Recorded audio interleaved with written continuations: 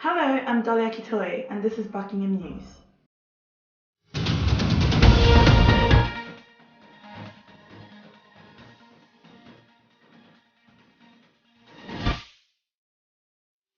Professor Mike Cawthorn, Dean of Postgraduate Medicine and Science, died last Tuesday at Milton Keynes University Hospital at the age of 73 with his wife by his side. He suffered a heart attack early in the morning. Before being taken to the hospital, he had recently helped to partner with the university. Henry Thompson has the story. Professor Cawthorn was a key figure in science and medicine at the University of Buckingham ever since he joined in 1992. He first set up the Claw Laboratories and has most recently helped to open the medical school. Initially, Professor Cawthorn was particularly responsible for the biomedical research and was responsible for raising the funds and for guiding the research that took place.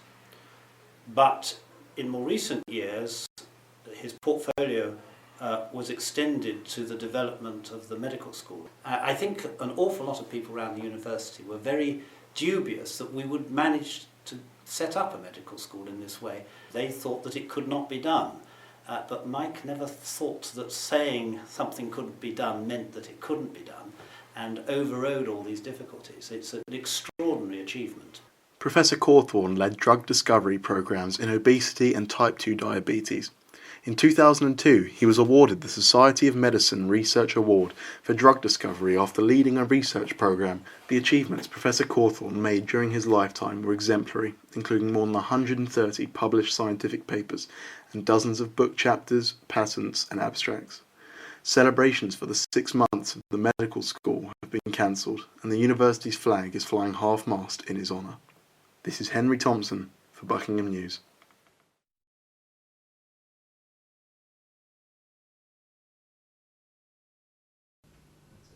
August 6th marks 70 years since the dropping of the first atomic bomb on Hiroshima.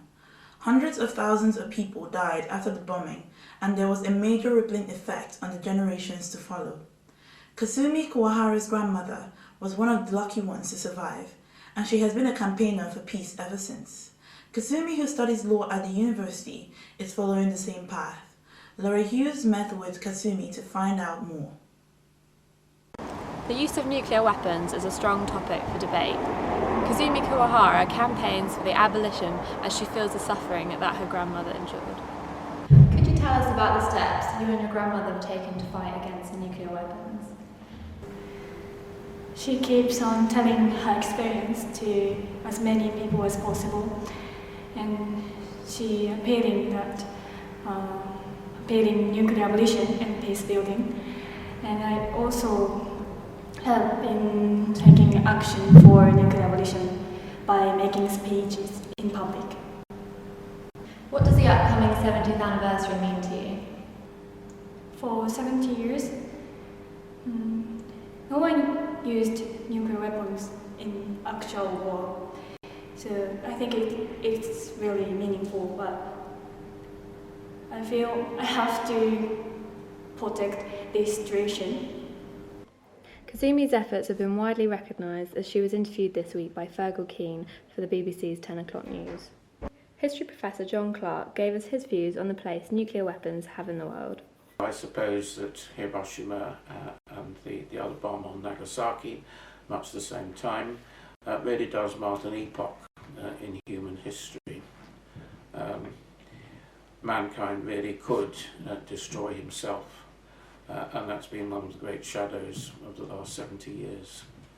We will never forget the pictures of the once lifeless city that was razed to the ground in the morning of August the 6th, 1945. This is Laura Hughes, Buckingham News. Buckingham residents can play a part in building local history here in the town by getting the chance to name a new road near the university.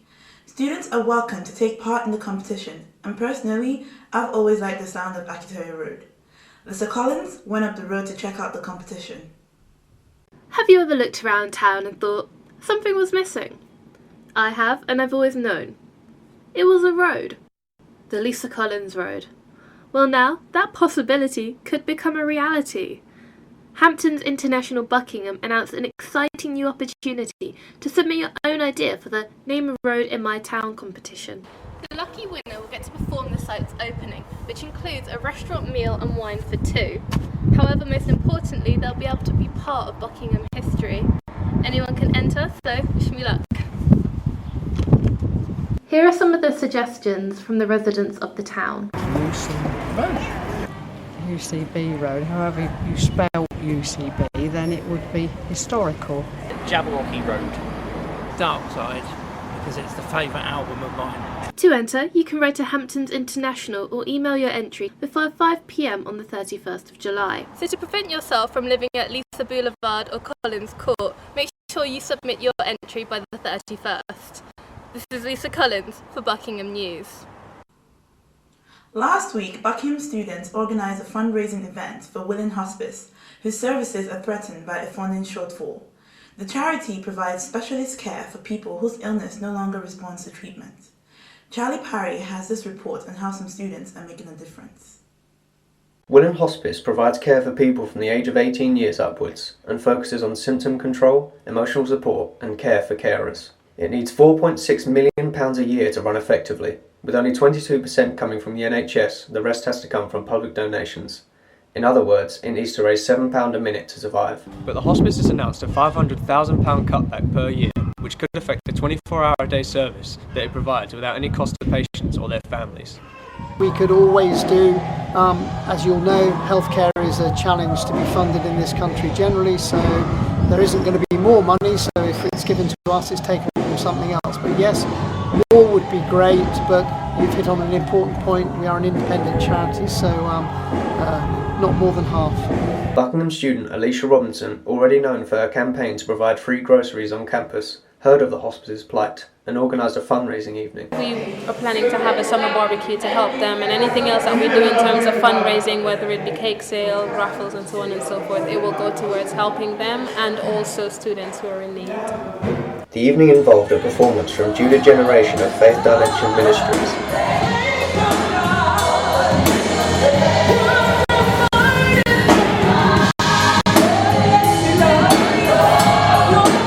With a greater burden of care bound to fall on the voluntary sector in these cash-starved times, initiatives like Alicia's are definitely something to shout and sing about.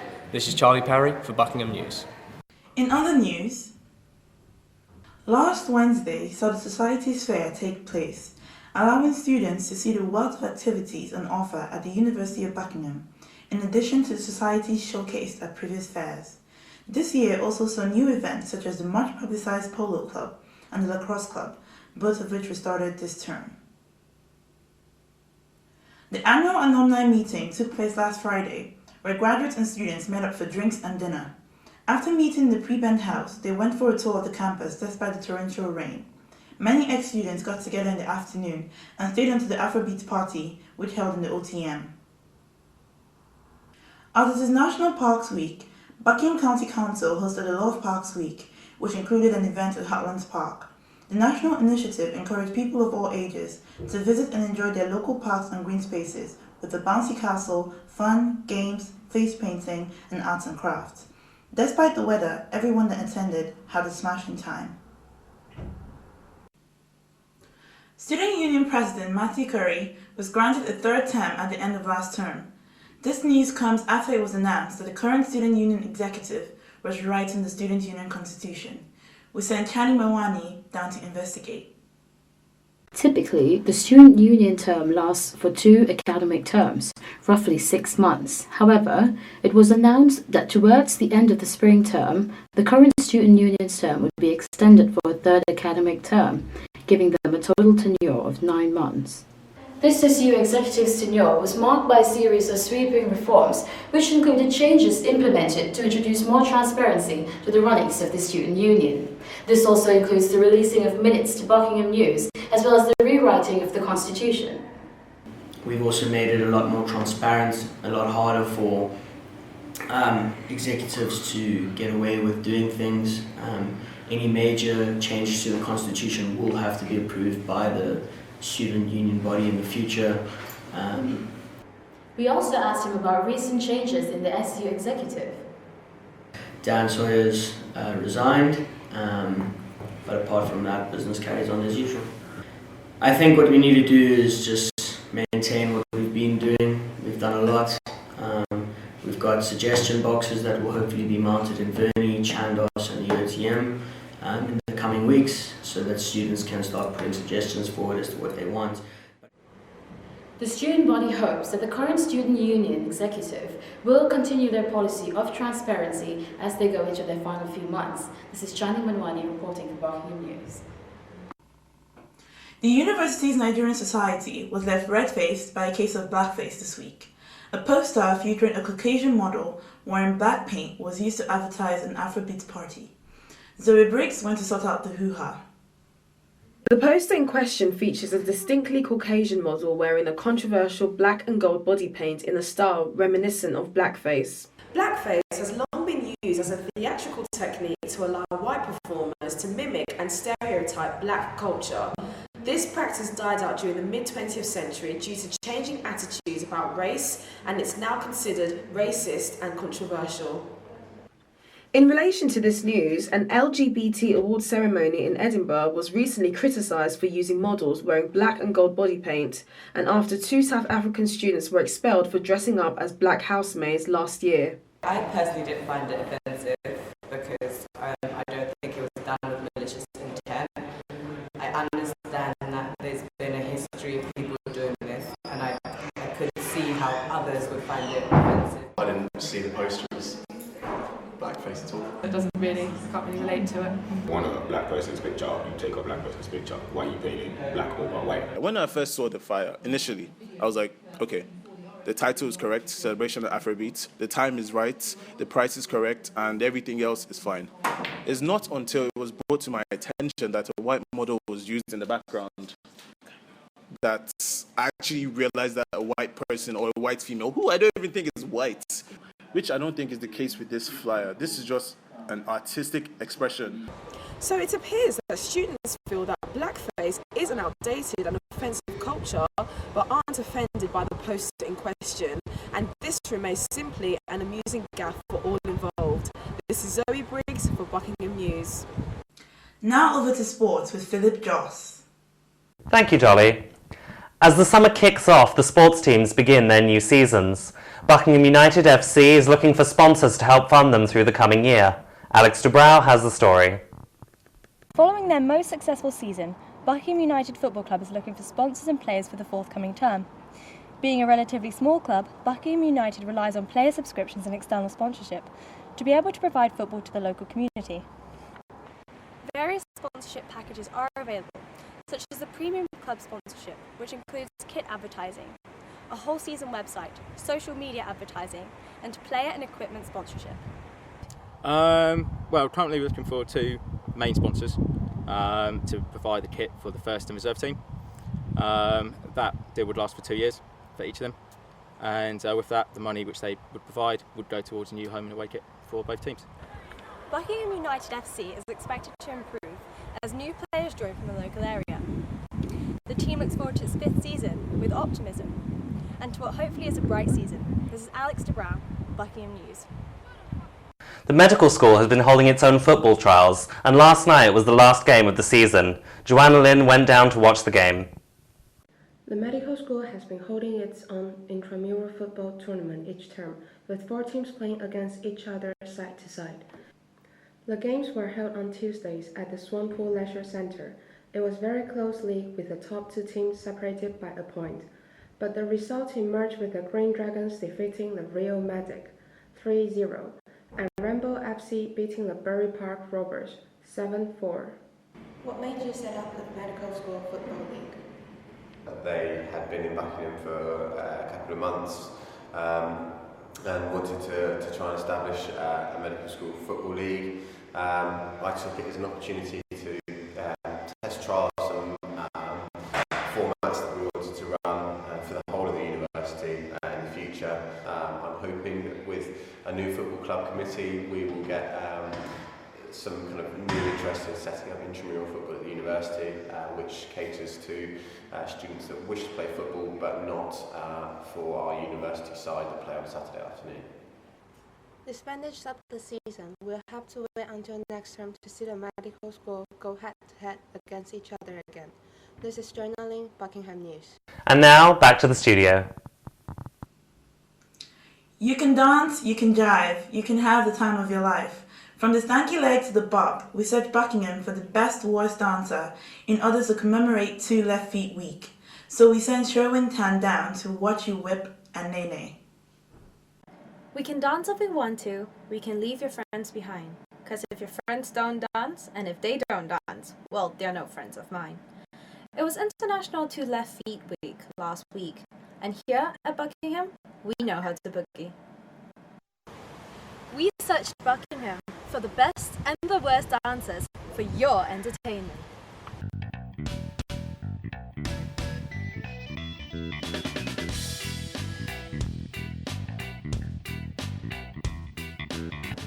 But not only do you look hot whilst dancing, but you're also helping your body in many wonderful ways. In terms of energy expenditure, if one of your goals may be weight management, weight loss, you're expending energy. So whether you're a dancing queen, young and sweet, and only 17, or if your hips don't lie, embrace your 2 left feet and get down with the Saturday Night Fever. This is Sherwin Tan reporting for Buckingham News. The university's building and maintenance worker, Sarah Daniel, and her band, the Straight Laces, have recently started performing at the Mitre Pub. Alex Shattuck went along to check them out and to jam out.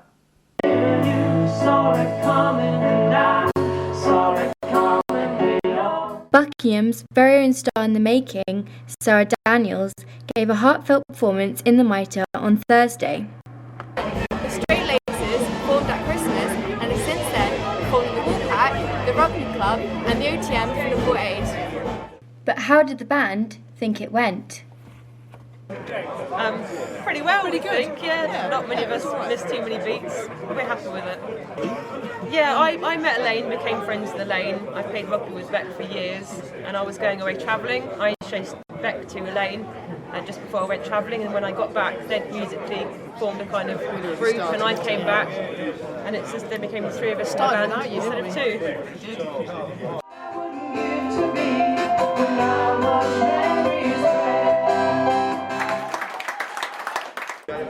Let's hope they go straight to the top. This is Alex Shattuck for Buckingham News. Today is National Lasagna Day, and as a healthy student staple, we sent Federica Battiato to teach us this traditional Italian dish. Lasagna is a great healthy dish that can be made in a variety of ways. Today we will be making this very much loved Italian classic for all the students out there. You will need 1 onion, 450 grams of minced beef, 1 tin of chopped tomatoes, lasagna sheets, lots and lots of medium-strength cheese, and olive oil. Turn the hob up to high heat and heat a drop of olive oil. When it is hot, add the chopped onions and stir until brown. Then, add the mince by crumbling it up a handful at a time and dropping it in a pan. Once the beef has browned, add the chopped tomatoes. Turn the heat down and let it simmer. Now to start constructing the lasagna. Get your oven-proof dish and add a drop of olive oil to the bottom. Then add your first layer of lasagna sheets to the bottom of your dish. Then add a thin layer of your meat mixture and a bit of the white sauce. Sprinkle cheese on top. Repeat this process like so until you run out of meat. Add a final layer of lasagna sheet on top. Cover with lots of cheese. Add to preheated oven at 180 degrees and cook for 20 minutes. And there you have it, a delicious, traditional, easy-to-cook meal for 2. This is Federica Battiato for Buckingham News. Delizioso! Thank you for watching Buckingham News. We'll see you next week.